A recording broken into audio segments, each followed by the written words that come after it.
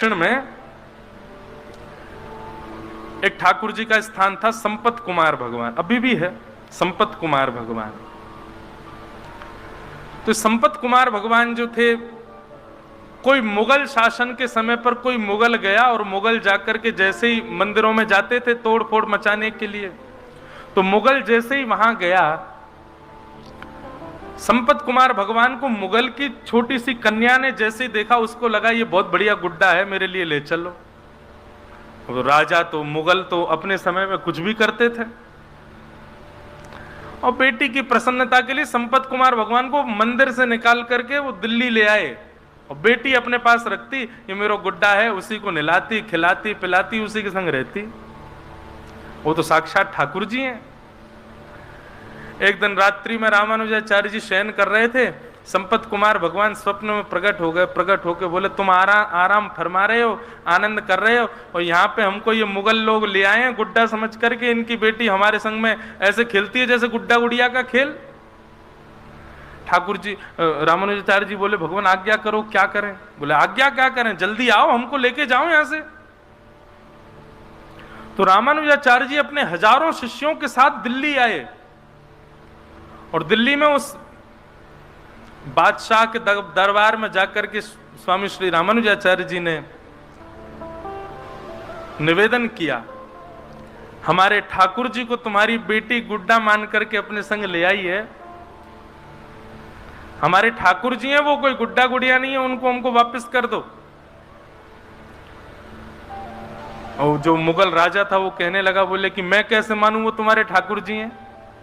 और भाई तुम लोगों के यहाँ तो ऐसा भाव है ना कि ठाकुर जी किसी से ज्यादा रीझ जाएं तो उसके पास चले भी जाते हैं, खा भी लेते हैं, पी भी लेते हैं, आनंद करते हैं। यदि तुम्हारे ठाकुर जी हैं तो तुम यहीं खड़े खड़े बुला दो, वो अपने आप कमरे से निकल के आ जाएं। यदि वो आ जाएंगे तो तुम ले जाना, और यदि वो नहीं आए तो चुपचाप यहां से चले जाना। ठाकुर जी को वो जो भी हैं वो यहीं रहेंगे, मेरी बेटी खेलती है उनके साथ। रामानुजाचार्य जी वहीं बैठ गए, नेत्र बंद करके ध्यान किया संपत कुमार भगवान का, और कहा, हम हजारों किलोमीटर पैदल चल करके दिल्ली तक आ गए हैं, अब आप कृपा करो, आप कक्ष से निकल करके बाहर आ जाओ, अपनी प्रभुता प्रस्थापित करो, चलो हमारे साथ। नेत्र बंद करके प्रार्थना की तो ठाकुर जी उनके चित्त में आकर के कहने लगे, बोले, ये कलयुग है, और कलयुग में मैं अर्चक के अधीन होता हूं। अर्चक चाहेगा तो सोऊंगा, अर्चक चाहेगा तो उठूंगा, अर्चक खिलाएगा तो खाऊंगा, अर्चक नहलाएगा तो नहाऊंगा। मैं अपने योग बल से कुछ नहीं करता हूं, मैं अर्चक के अधीन होता हूं। आप ही कक्ष में आइए, मुझको लेकर के जाइए। और जब ठाकुर जी इतना प्रवचन सुनाने लगे तो रामानुजाचार्य जी को गुस्सा आ गया ठाकुर जी पे। बोले, हम इतने 1000 किलोमीटर पैदल चल के आ गए, वैसे आपको कुछ भी करना हो तो उसमें कोई विधान नहीं आपका है, बलि के यहाँ जाके 2 पग से 3 लोग नाप लेते हैं, खुद के मन में आ जाए तो कुछ भी करोगे, लेकिन हम कह रहे हैं तो अब आप यहाँ पे आकर के, मैं तो अर्चक के अधीन हूं, वो चाहेगा तो ही चलूंगा, वही चाहेगा तो ही करूंगा, बैठे रहो यहीं पे, हम जा रहे हैं वापस यहां से। ठाकुर जी पर जब थोड़ा क्रोध किया तो ठाकुर जी को ऐसा भाव आया कि ये मेरे पिता हैं और मैं इनका पुत्र हूं, और उसी भाव से देखते ही देखते बादशाह के सामने अपने आप संपत कुमार भगवान की प्रतिमा चल करके आई मूर्ति, और कमरा से बाहर आकर के श्री रामानुजाचार्य जी की गोद में आकर के विराजमान हो गया। रामानुजाचार्य जी ठाकुर जी को हृदय से लगाए, बादशाह भी नतमस्तक हो गया, और रामानुजाचार्य जी ठाकुर जी को लेकर के आए, पुनः मंदिर में स्थापित किया, उनका प्राण प्रतिष्ठा हुई। प्राण प्रतिष्ठा महोत्सव के बाद देखा तो वो राजा बादशाह जो था वो अपनी सेना और अपनी पुत्री के साथ द्वार पर खड़ा था। रामानुजाचार्य जी बोले, आप क्यों आए हैं? बोले, महाराज, मेरे जीवन में मेरी सबसे बड़ी प्रसन्नता केवल मेरी बेटी की प्रसन्नता, और जब से आपके ठाकुर जी चले गए मेरी बेटी बहुत रोती है, आप कृपा करो भगवान, मेरी पुत्री को एक बार उनका दर्शन करा दो। रामानुजाचार्य जी उस बालिका को दूर मंदिर के दूर से ही, जैसे ही गर्भगृह में बैठे संपत कुमार भगवान को दिखाया, ठाकुर जी के मुख पर मुकुट देख करके, शंख चक्र गदा पद्म चतुर्भुज रूप में ठाकुर जी का दर्शन करके, उस बादशाह की जो पुत्री थी उसने वहीं प्राण त्याग दिए ठाकुर जी को देखते देखते। रामानुजाचार्य जी के चित्त में भाव आया, बोले कि ये ठाकुर जी को नहीं, ठाकुर जी इसको स्वीकार कर चुके हैं। और तभी उन्होंने टर्की अंबा, वो टर्की का था राजा, तो आज भी दक्षिण में मां को अंबा बोलते हैं, अंबा बोलते हैं, तो टर्की अंबा करके छोटा सा विग्रह ठाकुर जी के बगल में स्थापित किया उस बादशाह की पुत्री का। और आज भी साल में एक दिन आता है, उस दिन ठाकुर जी का उस कन्या से विवाह होता है, और ठाकुर जी उस दिन पठानी कपड़े पहनते हैं, क्योंकि वो टर्की के बादशाह की पुत्री है। मैं दर्शन तो नहीं किए, लेकिन मैंने कथा सुनी। तो मैं क्या कहना चाहता हूं, आप संबंध बनाओ, निभाने की जिम्मेवारी ठाकुर जी पे छोड़ो, वो निभाएंगे, और ये निश्चित निभाएंगे। ठाकुर जी बड़े दयालु, ठाकुर जी बड़े कृपालु।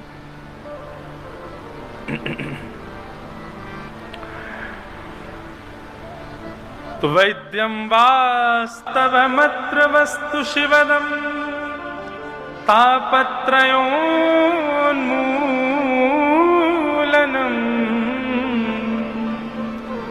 श्रीमद्भागवते महामुनिकृते किं वा परैरीश्वरः सद्यो हृद्यवरुध्यते त्रिकृतभिः शुश्रूषुभिस्तत्क्षणात्।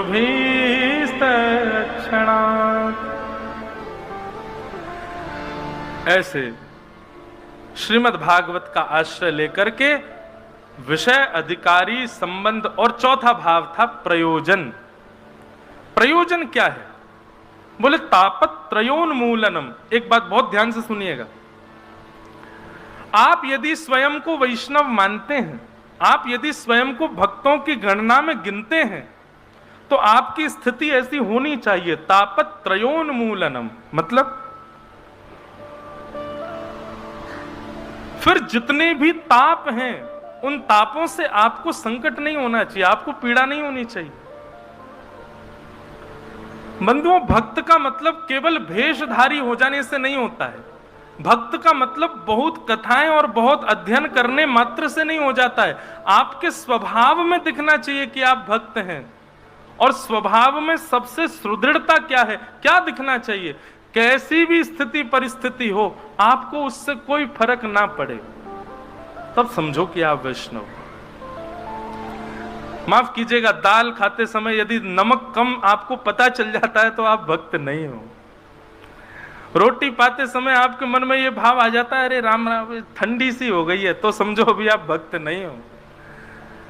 रबड़ी खाते समय यदि आपको इतना भान हो जाता है कि इसमें मिठास कम है, तो अभी आप भक्त नहीं हो। मैंने तो केवल जीव की बातें करी है, प्रत्येक इंद्रिय के प्रति यह भाव होना चाहिए। चलो देखो, अब आप कहोगे महाराज खुद तो 2 एसी लगा के बैठे, हमको समझा रहे हैं, आके देख लो, इनमें से हवा कुछ नहीं आ रही है, बल लगे हुए हैं ये। पर सत्य बताएं, गर्मी का अनुभव कब तक होता है? जब तक कथा शुरू नहीं हो जाती। जैसे ही बोलना प्रारंभ करते हैं, उसके बाद सही बता रहे हैं, हमको पता ही नहीं चलता कि यहां से हवा आ रही थी कि नहीं, कहीं से पसीना आ रहा था। और तो और क्या बताएं,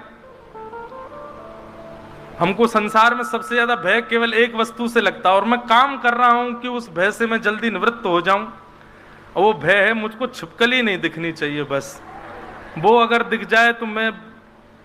लेकिन व्यासपीठ पे कई बार वो भी दिखी है, और कथा करते करते ये मॉनिटर रखे रहते, इसके ऊपर ही बैठी थी, 4 घंटा बैठी रही, और मैंने कथा करी प्रेम से। ये बात तो अनुभव में आई कि जितनी देर भगवत सन्निधि में रहते हैं, उतनी देर संसार का भय हो, संसार का सुख हो, संसार की किसी भी प्रकार की व्यवस्था, अवस्था, अव्यवस्था आपको विचलित नहीं करती है। परंतु भगवत संबंधी नहीं, हर स्थिति में हम ऐसे हो जाएं, हमको किसी भी प्रकार की किसी भी अव्यवस्था व्यवस्था से कोई प्रभाव हमारे ऊपर ना हो, तब समझो हम भक्त हैं, हम वैष्णव हैं। तब समझो भक्ति अब आ रही है। हाँ, इसका मतलब ये नहीं है कि प्याज लहसुन नहीं खाते, कहीं प्याज लहसुन का मिले तो महाराज जी तो कह रहे थे कुछ फर्क नहीं पड़ना जी, खा लो, ऐसा नहीं। हाँ, तामसिकताएं जो हैं, दूषित वस्तु जो है, भगवत निवेदित जो वस्तु नहीं हो सकती, उनसे तो बचना ही है। पर किसी भी प्रकार की स्थिति आपके चित्त को हिला ना सके, आपके चित्त को विचलित ना कर सके। तापत्रयोन्मूलनम। ये तो मैंने व्यवस्था और आदि आदि वस्तुओं की बात की, पर जीवन में आने वाले संकटों का भी ज्यादा प्रभाव नहीं। जैसे कि हमारे श्री कुंभन दास जी, अष्ट सखा श्री कुंभन दास जी, मेरे को बहुत प्रिय लगते हैं श्री कुंभन दास। कुंभन दास जी के जीवन चरित्र में वर्णन आता है कि कुंभन दास जी तिलक जब करते थे ना, उनके पास आरसी नहीं थी, शीशा नहीं था।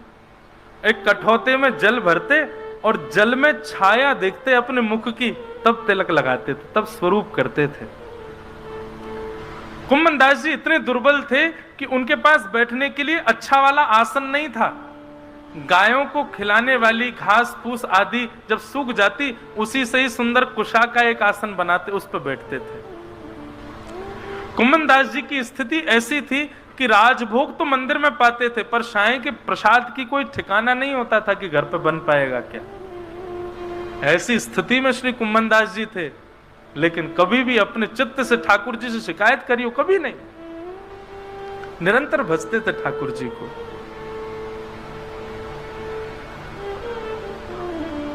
वर्णन आता है कि श्री कुंभन दास जी के आज भी खेत है गोवर्धन के पास में। तो श्री कुंभन दास जी जब अपने खेत में खेती करते थे, तो कुंभन दास जी तो आगे हल लेकर के चलते थे और पीछे पीछे हमारे श्री गिरधर गोपाल जी हाथ में बीज लेकर के बोते हुए चलते, वो छालते हुए चलते कुंभन दास जी के साथ में। वो खेत आज भी है गोवर्धन में, जहां ठाकुर जी अपने हाथ से बुवाई करवाते थे। और ये कोई 5000 वर्ष द्वापर पहले की बात नहीं है, इसी कलिकाल में आज से 450-500 वर्ष पहले, जब श्रीनाथ जी गोवर्धन में विराजते थे, तब की घटना है। कुंभन दास जी हल जोतते थे और ठाकुर जी पीछे पीछे बीज लेकर के उनके साथ में खेती करवाते थे कुंभन दास जी के संग। अब सामान्य मानवीय दृष्टि से देखो तो कुंभन दास जी के पास में भोजन को अन्न नहीं है, कुंभन दास जी के पास बैठने को आसन नहीं है, कुंभन दास जी के पास देखने को शीशा तक नहीं है। लेकिन भक्त दृष्टि से देखो तो पूरे जगत का जगत नियंता जगदाधार उनके साथ खड़ा है।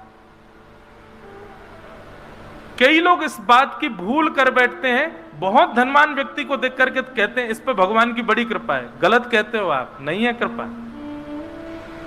ठाकुर जी की कृपा धन के रूप में कभी नहीं होती। ठाकुर जी की कृपा बाह्य दिखने वाली व्यवस्थाओं से कभी नहीं होती है। ठाकुर जी की कृपा आपके स्वभाव से होती है। आपका स्वभाव यदि सुंदर है तब समझो हाँ ठाकुर जी ने कृपा कर रखी है इस पर। इसका स्वभाव देखो, व्यवहार देखो, इसकी बुद्धि की सरलता देखो, सहजता देखो, निर्मलता देखो, तब समझो ठाकुर जी की कृपा है। लोग धनवान हो गए, लोग ऐश्वर्यवान हो गए, लोग सब प्रकार सर्वगुण संपन्न हो गए और कहते हैं ये ठाकुर जी की कृपा। ये ठाकुर जी की कृपा नहीं है। कुंभन दास जी खेती करते, ठाकुर जी पीछे लिए लिए उनके साथ खेती करवाते। इतने में ही साय के 4 साढ़े 4 बज गए और ठाकुर जी के उत्थापन दर्शन का घंटा बजने लगा मंदिर में। ठाकुर जी वहीं खड़े हैं कुंभन दास जी के साथ। ठाकुर जी वहीं खड़े हैं, संध्या का दर्शन का घंटा बजने लगा मंदिर में और कुंभन दास जी हल आदि छोड़ करके दौड़े और कुआं से जल्दी जल निकाला, अपने पांव धोने लगे, हाथ पोंछने लगे, मुख पर जल डालने लगे। ठाकुर जी बोले ए कुंभना क्या कर रहा है? ए सुनना रे, मंदिर को घंटा बज गो, दर्शन करवे जाऊंगो। ए बाबड़े मैं तो तेरे संग खड़ा हूं, मैं तेरे पीछे ही खड़ा हूं, मंदिर काय को भाग रहा हूं? फिर देख कैसो बाबड़ो, मैं संग ही बैठा हूं, संग ही खा रहा हूं, संग ही सब लीला कर रहा हूं, फिर वो मंदिर भाग रहा है। कुंभन दास जी बोले ठाकुर जी कि मेरे ऊपर कृपा है कि आज आप मेरे साथ खड़े हैं, मेरे साथ खाते हैं, मेरे साथ लीलाएं करते हैं, परंतु इस स्थिति में मुझे पहुंचाया तो मंदिर नहीं है ना। उस मंदिर का त्याग मैं नहीं कर सकता। जिस स्थिति, जिस मंदिर ने आपको इस योग्य मुझे बनाया, पहले आप नहीं आते थे तब आप मुझे वहीं मिलते थे, पहले जब आप मेरे साथ नहीं रहते थे तब मैं आपको वहीं देखता था, और आज आप मुझे मिल गए तो मैं उस स्थान का त्याग क्यों कर दूं? और दूसरी बात, यहां आप मेरे प्रेम के बल से आते हैं प्रभु, आज आ रहे हैं कल आएंगे इसकी कोई गारंटी नहीं है। पर मंदिर में तो आप आचार्य के आचार्यत्व से प्रतिष्ठित होकर के बैठे हैं, वहां से आप कहीं नहीं जाओगे, इसलिए मंदिर का त्याग मैं कभी नहीं कर सकता। ठाकुर जी संग खड़े तब भी कुंभन दास जी मंदिर भागते कि मैं मंदिर में दर्शन करूंगा। वही श्याम सुंदर जो अभी हल चलवा करके आए हैं, उन्हीं के सामने जाते, किसी में प्रचार नहीं करते कि देखो मेरे संग अभी हल जुतवा के आयो, मेरे संग अभी खेत जुतवा के आयो, ऐसा नहीं कहते। जाते ही सीधे उसी भाव से दर्शन करते जैसे मानो 4-5 दिन बाद या 4-5 महीने बाद किसी वैष्णव को दर्शन हुआ हो। दोनों भुजाएं उठा लेते, नेत्रों से आंसू गिरने लग जाते, एक खंभ की टेक लेकर के वहीं खड़े खड़े पद सुनाते ठाकुर जी को गा के। कुंभन दास जी गाते हैं, बहुत सुंदर भाव।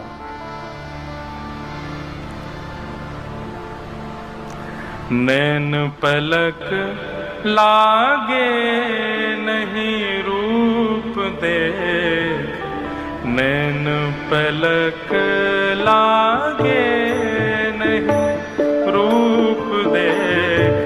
कितने सुंदर हैं ठाकुर जी कि एक बार जब श्याम सुंदर दिखते हैं ना, तो ये आंखों की पलकें जो हमारे वश में नहीं होती हैं,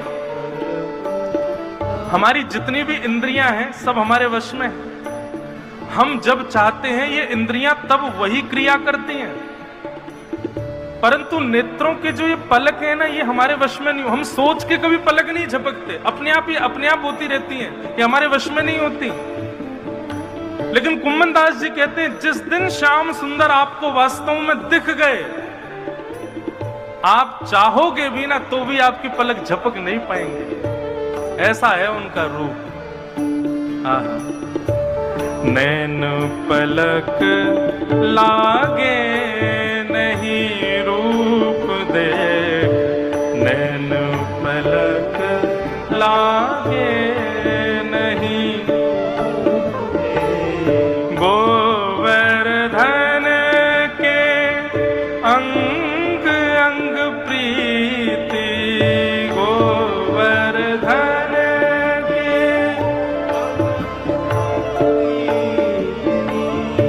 गोवर्धन के अंग अंग प्रति, गोवर्धन के अंग अंग प्रति।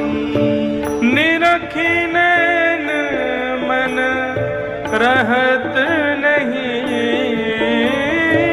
निरख नैन मन रहत नहीं।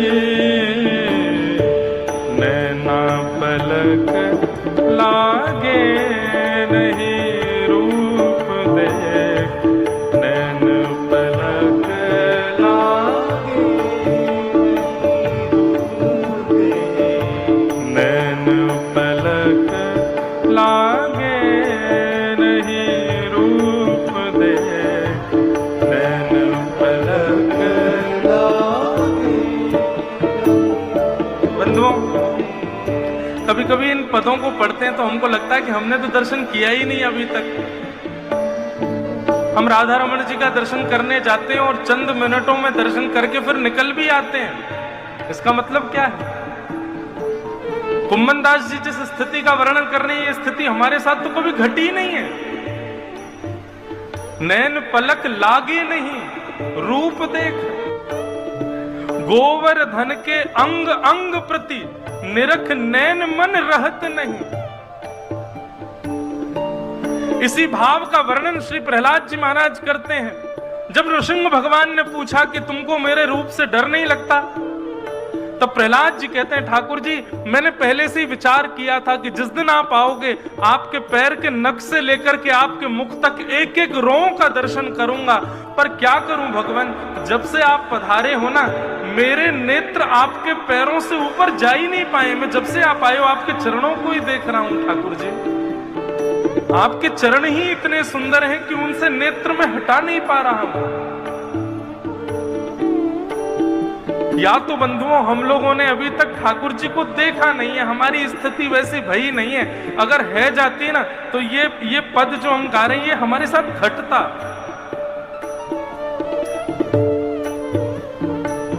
कुमनदास जी कहते हैं, कहारी कहो कछु कहत न आवे, कहारी कहो कछु कहारी कहो कछु कहत न आवे, कहारी कहो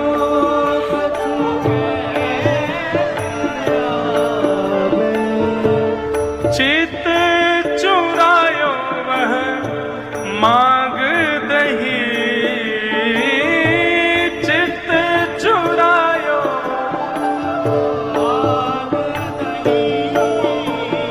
हे चित चुरायो वह मांग दही, चित चुरायो वह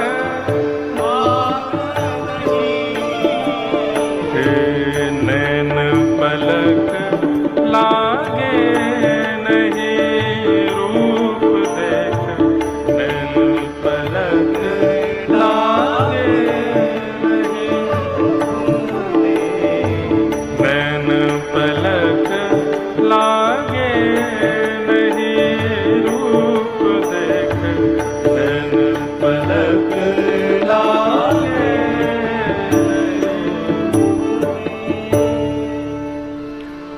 कुंभन दास दरस कर, कुंभन दास प्रभु के मिलवे की सुंदर बात सबसों कही। 5 मिनट पहले ही जो क्रीड़ा करके आए हैं ठाकुर जी, उन्हीं ठाकुर जी का वही श्रृंगार है, वही स्वरूप है, वैसे ही सब कुछ है। वही ठाकुर जी जब जाकर के गर्भगृह में विराज गए तो श्री कुंभन दास जी बिल्कुल ऐसे हो जाते हैं जैसे बिल्कुल अभी अभी देखा हो। और देख करके अपनी स्थिति को कहते हैं कि क्या कहूं, किससे कहूं अपने हृदय की वेदना। इतने प्यारे हैं श्याम सुंदर, इन्होंने चित्त मेरा हरण कर लिया है। इतने सुंदर सुंदर रों हैं ठाकुर जी के, ऐसे सुंदर सुंदर अलकावली, ऐसे सुंदर अंग हैं ठाकुर जी के कि एक अंग को भी एक जीवन पर्यंत देखो तो भी कम पड़ जाएगा, ऐसे सुंदर है श्याम सुंदर। कुंभनदास जी का प्रसंग हमने क्यों उठाया था? कुंभनदास जी की भक्ति सुन ली, और कुंभनदास जी की स्थिति क्या थी कि घर में तिलक लगाने को शीशा भी नहीं है, बैठने के लिए आसन भी नहीं है, प्रसाद पाने के लिए अन्न भी नहीं है। वो है श्री कुंभनदास। लेकिन कभी भी अपनी स्थिति के चलते ठाकुर जी से कभी याचना की हो या अपनी स्थिति की उनको पीड़ा कभी हुई हो, ऐसा कभी नहीं हुआ। इसको कहते हैं तापत त्रयोन्मूलनम। हमें अपनी पीड़ा दिखाई देती है, अपनी पीड़ा समझ आती है, अपनी पीड़ा का अनुभव होता है और ठाकुर जी से कहने की इच्छा होती है, तो अभी आप भगवदीय नहीं हुए हो। ये प्रेम का स्वभाव तो संसार में भी है कि जिससे हम बहुत प्रेम करते हैं ना, वो सन्मुख यदि आ जाए तो हम छुपाते हैं कि हम पीड़ा में, उसको नहीं बताते। तो फिर ठाकुर जी को क्यों बताते हैं हम? तापत त्रयोन्मूलनम। और यदि पीड़ा अपनी दिखती है, बहुत पीड़ाओं का अनुभव होता है, तो आइए भागवत जी की शरण में, यही करेंगे आपको, तापत त्रयोन्मूलनम। फिर अनुभव नहीं होगा।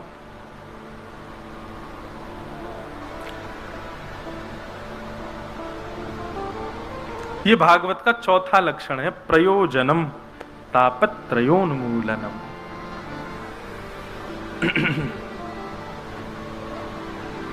वृंदावन में कई ऐसे रसिक संत हैं, एक दो उनको तो मैं भी जानूं, वो मधुकरी पा करके प्रसाद मधुकरी लेकर के और मधुकरी पाते हैं। और मधुकरी भी ऐसे नहीं पाते कि गए आपके यहाँ और मधुकरी लेकर के आए तुरंत पा ली, नहीं। हमारे घर के बगल में, बिल्कुल बगल में ही है भागवत निवास, वहां के कई संत पतो कहा करें, मधुकरी लेकर के जाएंगे और फिर ब्रज की रज में गड्ढों करेंगे और जितनी मधुकरी लेके आए हैं सब्जी अलग करके रोटी इनको वहां में गड्ढे में गाड़ देंगे भीतर ब्रज की रज में ही, और फिर नाम जप करेंगे। जब नाम जपते जपते जपते नेक भूख तेज है जाए तब वही रज को हटाए के वामे तो रोटी निकाल के वाकू झाड़ के वाकू पाले, ऐसी मधुकरी पामे। हम लोग कर सके ऐसो नहीं कर सके, क्योंकि हमको स्थिति अवस्था व्यवस्था सब समझ आती है, पर वैष्णव को इन सब से कोई फर्क नहीं पड़ता।